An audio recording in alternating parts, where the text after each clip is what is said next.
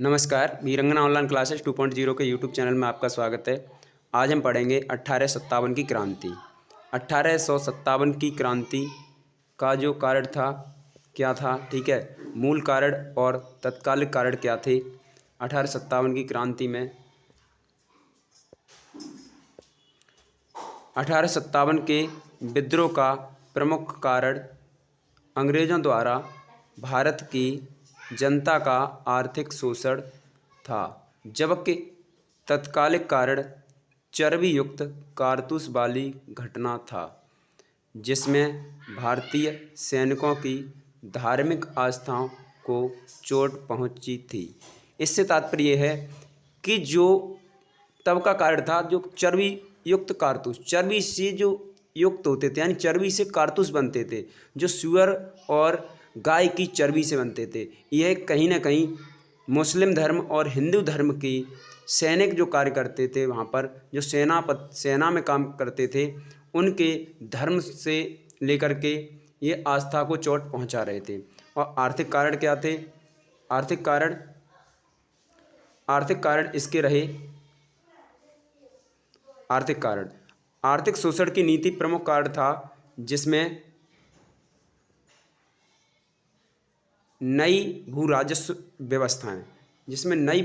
व्यवस्थाएं, करों में वृद्धि, टैक्स में ज़्यादा से ज़्यादा वृद्धि, यानी टैक्सों को बढ़ा दिया गया था। हस्तशिल्प व कुटीर उद्योग, जो हाथों से कार्य किया जाता था, और कुटीर उद्योग का पतन, उनको समाप्त किया गया, तथा नील मजदूरों से जबरन श्रम, नील जो मजदूर थे उनसे ज़बरदस्ती कार्य करवाना, जो नील मजदूर थे उनसे जबरन श्रम, कृषकों की इच्छा के विरुद्ध उत्पादन।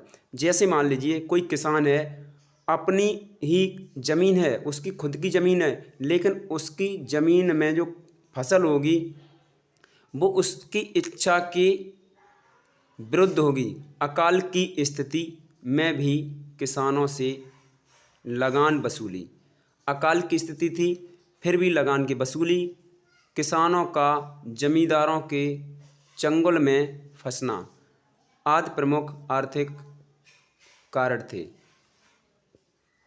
इससे ये समझ सकते हैं हम, जो लगान वसूला जाता था वो किसानों का जमींदारों के चंगुल में फंसना। इसका मतलब ये है कि जब नील की खेती होती थी, नील की जो खेती होती थी, तो नील की खेती से क्या होता है कि ज़मीन जो होती है वो बंजर हो जाती है, ऊसर हो जाती है, तो उसमें क्या है कि कोई दूसरी फसल नहीं होती है।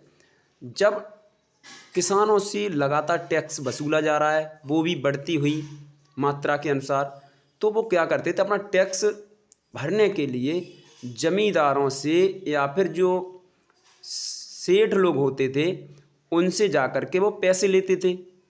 जब पैसे लेते थे, ले जाकर के टैक्स के रूप में जमा करते थे, तो कहीं ना कहीं किसानों से जो ये समस्याएं आ रही थी, वो चंगुल में फंसना एक तरह से उनके साथ में ये प्रमुख कारण रहा है, आर्थिक कारण रहा है, और उनके साथ में शोषण हो रहा था।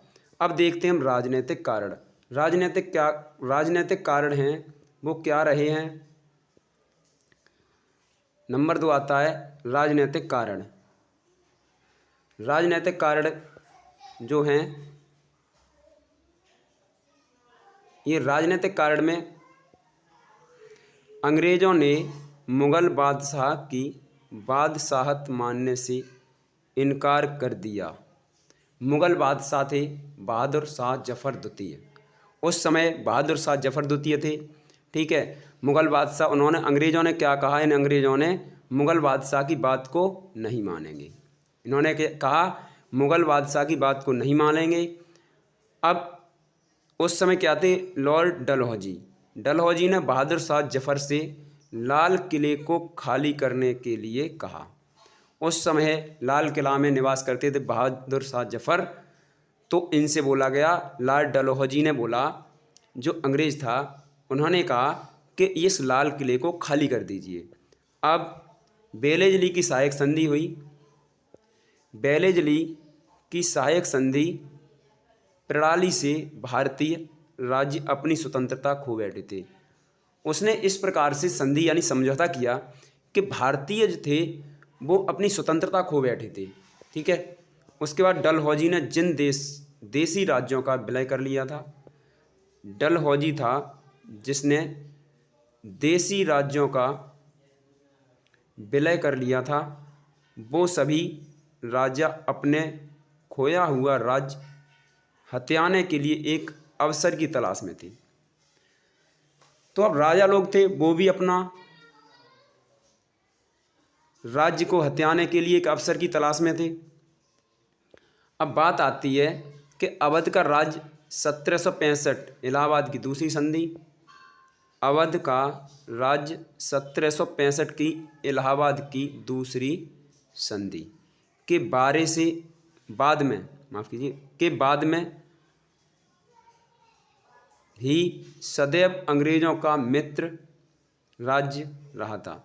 लेकिन जब डलहौजी ने कुशासन का आरोप लगाकर डलहौजी ने क्या किया, कुशासन का आरोप लगाया और 1856 में अवध का विलय कर लिया।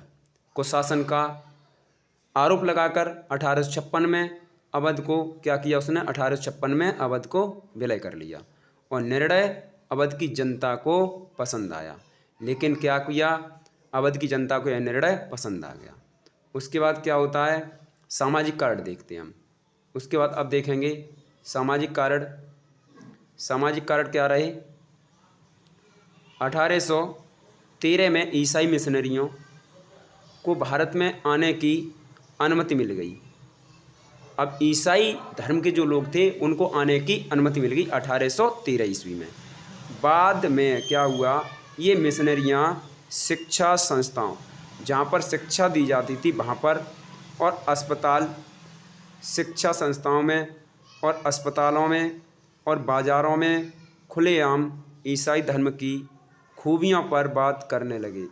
बोलें तो इससे यह इस तरह से भी बोल सकते हैं कि जो ईसाई मिशनरियाँ आई थीं वो अपने ईसाई धर्म का खुलेआम प्रचार प्रसार करने लगे थे और भारतीयों को असभ्य कहने लगे तथा सभ्य बनाना अपना अधिकार समझते थे। उन्होंने ये बोला जो भारतीय हैं वो मैंने आकर के सभ्य बनाए हैं, वो खूबियाँ अपनी बताने लगे। अब क्या है कि तत्कालिक कारण क्या आते हैं, तत्कालिक कारण, उस समय के कारण क्या थे देखते हैं। तत्कालिक कारण 1856 में सरकार ने पुरानी ब्राउन बेस राइफल थी उनको बदलकर न्यू एनफील्ड राइफल की शुरुआत कर दी थी। बंगाल की सेना के बैरकपुर, बहरामपुर तथा दमदम नामक छावनियों में अफवाह फैल गई तथा 29 मार्च 1857 को, कब 29 मार्च 1857 को मंगल पांडे ने क्या किया, छावनी में विद्रोह कर दिया तथा अपने 2 अधिकारियों को, इन्होंने क्या किया, इन्हें जब पता चल गया मंगल पांडे को तो इन्होंने 2 गोलियां निकाली और उन्होंने बोला कि मेरी अब ये 2 लास्ट गोलियां हैं, बस मुंह से जो इन्होंने जब क्या होता था जो कारतूस होते थे, चर्बी होती थी, उनके ऊपर कोट चढ़ा होता था चर्बी का, उस कोट को चर्बी को मुंह से खींचना पड़ता था। तो इन्होंने मुंह से खींचा चर्बी को और इन्होंने बोला कि ये मेरी 2 आखिरी गोलियां हैं और इन्होंने क्या किया, 2 अधिकारियों को गोली मार दी। क्या किया, गोली मार दी। इसके तुरंत बाद 8 अप्रैल सन 1857 को मंगल पांडे को फांसी दे दी गई। अब देखते हैं विद्रोह की वास्तविक शुरुआत 10 मई 1857 को हुई, जब मेरठ के सैनिकों ने अंग्रेज अधिकारियों पर गोली चलाई और दिल्ली की ओर बढ़ चले पैदल ही, मेरठ से पैदल ही दिल्ली की ओर बढ़ चले। अब देखते हैं विद्रोह का स्थान और वहाँ का नेता कौन रहा। विद्रोह का स्थान है दिल्ली से बहादुर शाह जफ़र थे। दिल्ली से बहादुर शाह जफ़र और उनके सेनापति थे बख्त खां। बहादुर शाह जफ़र द्वितीय थे, वो बहुत ज़्यादा कपिल थे, जबकि उनका सेनापति बख्त खां था, वो हष्ट-पुष्ट और जवान था। तो इन्होंने अपना सेनापति को ही भेजा था। ठीक है। लखनऊ से कौन था? बेगम हजरत महल।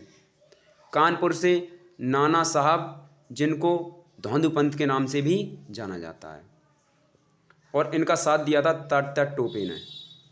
रामचंद्र पांडुरंग भी आए इनके बाद। झांसी से थी रानी लक्ष्मीबाई, और इनका साथ दिया तात्या टोपे ने।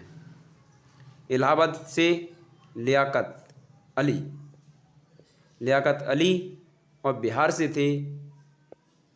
बिहार से वीर कुंवर सिंह। बरेली से खान बहादुर खान। फैजाबाद से मौलवी अहमदुल्ला। असम से मनीराम दत्त। ये आपका टॉपिक था 1857 की क्रांति। ठीक है। आपको वीडियो कैसी लगी? लाइक करें, कमेंट करें, शेयर करें, सब्सक्राइब चैनल को ज़रूर कर लें। ठीक है। आपको ऐसी ही वीडियो और भी मिलती रहेंगी। Thank you so much.